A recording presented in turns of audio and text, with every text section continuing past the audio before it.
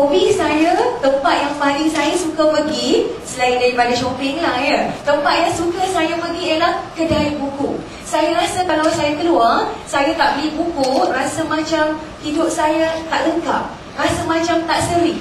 Dan perangai saya bersama dengan suami saya, sebelum kami nak tidur, kami mesti baca buku.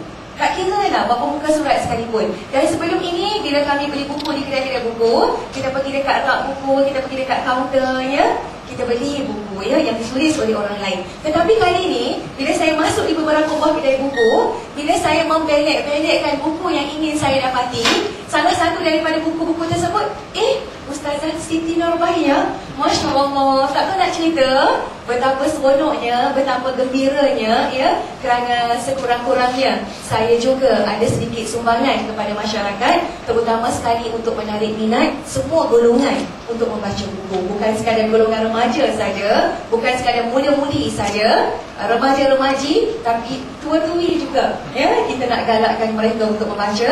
Dan saya mengambil kesempatan ini untuk mengucapkan berbanyak terima kasih kepada pihak Telaga Biru kerana memberi peluang istimewa ini kepada saya, dan sudah pastinya kepada pendorong saya untuk menulis buku-buku seperti ini, iaitu Ustaz Wan Akasha. Begitu gembira, ingatkan dia orang beli dan dia orang balik ya. Tapi rupa-rupanya penat juga, happy juga. Lepas mereka dah beli, mereka bawa buku ni ke tangan sana, mereka nak suruh buat apa? Tanda tangan. Ustazah tanya juga, silap Siti kot ni, nak minta tanda tangan Siti lain. Tak kira Ustazah, buku ni Ustazah yang tulis, kami nak Ustazah tulis.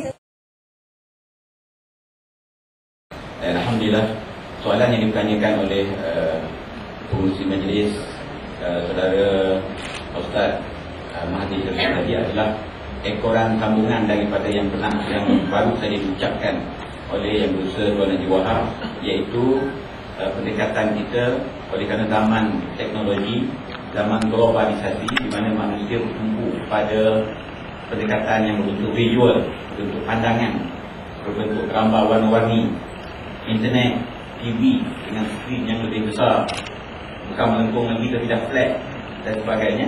Maka kita mendapat perhatian, kita mengambil keputusan bahawa buku yang kita terbitkan ini juga harus mirip-mirip, kalau tak 100% sama seperti perkembangan media tersebut, iaitu warna-warni, santai dan lebih mudah. Sebab orang nak membaca dalam keadaan yang teks penuh satu muka susah. Mereka lebih mudah untuk melihat TV ataupun pergi melihat wayang kerana dia lebih santai dan lebih mudah, tak melibatkan teks yang banyak, yang berwarna hitam dan putih, tapi yang berwarna-warni. Sebab itu buku yang kita buat juga ialah buku yang berwarna-warni 100%, 100% daripada muka awal, daripada muka kulit sampai muka belakang 100% warna-warni. Yang keduanya, kita sisipkan dua elemen. Elemen yang pertama ialah ilustrasi. Ilustrasi ni tuan dan puan ialah gambaran minda kita. Bila orang bercerita tentang sesuatu, kita menggambarkan dengan gambar, bukan dengan tulisan. Maka apabila kita membaca buku, yang tergambar dalam fikiran kita ialah sepatutnya gambar juga, bukannya tulisan. Kalau kita nak menggambarkan tulisan, nescaya susahlah nak menghafal. Daripada pagi sampai petang tak boleh nak menghafal fakta-fakta tersebut kerana dia dalam bentuk teks. Jadi kita membawa pendekatan gambar. Beza antara gambar dan ilustrasi ialah kerana gambar ni reality. Kita nak mahu semua aktiviti-aktiviti yang diperkatakan dalam buku Ustazah dan juga buku-buku lain ni adalah sesuatu yang real, boleh digambarkan.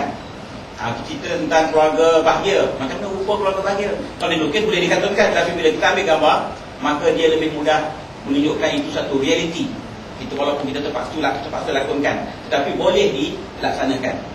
Kemudian aktiviti-aktiviti yang agak susah sikit untuk dilakukan, maka kita gambarkan. Kita cari artis untuk melukis, sama ada dalam bentuk kartun, untuk merilekskan lagi, untuk merehatkan lagi, untuk mensantaikan lagi pendekatan tersebut, ataupun dalam bentuk yang agak formal.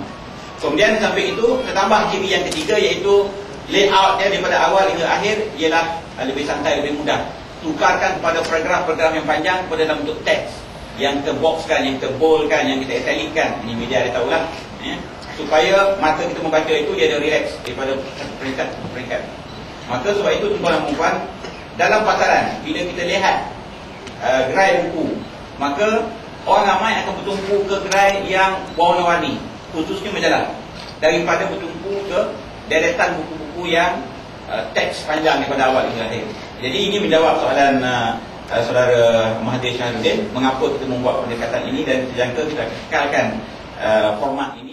Selama ini kita kenal yang terkenal dalam bidang dakwah, berceramah di TV, di radio dan sebagainya, dan juga di publik lah kita kenal secara langsung sama Ustazah. Dan setelah terbitnya buku ini, bagaimana Ustazah sendiri memandang faedah dan pemanfaat setelah terbit buku yang sebenarnya pengalaman Ustazah ya berceramah seluruh Malaysia, termasuk Sabah, Sarawak, Brunei dan sebagainya ya. Bila Ustazah nampak di depan ya, kita sebagai penceramah kita nampak audiens yang datang ya. Macam hari ini rakan-rakan media sudah pastinya ramai yang membawa beg, yang membawa buku, yang membawa kertas ya. Tapi tidak semua berlaku seperti itu di dalam setiap ceramah Ustazah. Ada yang seronok dengar saja, dia seronok je dengar ya. Bila ada joke, semua sama-sama ketawa. Bila ada kisah sedih, semua sama-sama menangis. Jadi di situ terletak satu kebimbangan yang lahir di hati Ustazah. Kalau Ustazah balik nanti ya, nanti dia orang lupa apa yang kita sampaikan ya. Justru itu, sekurang-kurangnya bila kita lahirkan buku-buku yang telah disebutkan oleh Ustaz Mahathir seketika tadi ya, mereka balik, mereka pulang ke rumah ya, mereka akan buka buku-buku ini dan mereka akan baca.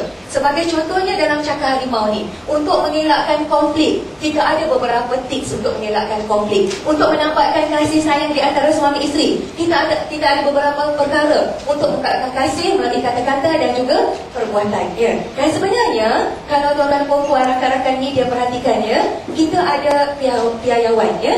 Standard negara kita ni, standard negara maju, untuk mencapai negara maju, sesebuah negara itu mesti mengeluarkan 25,000 buku setahun.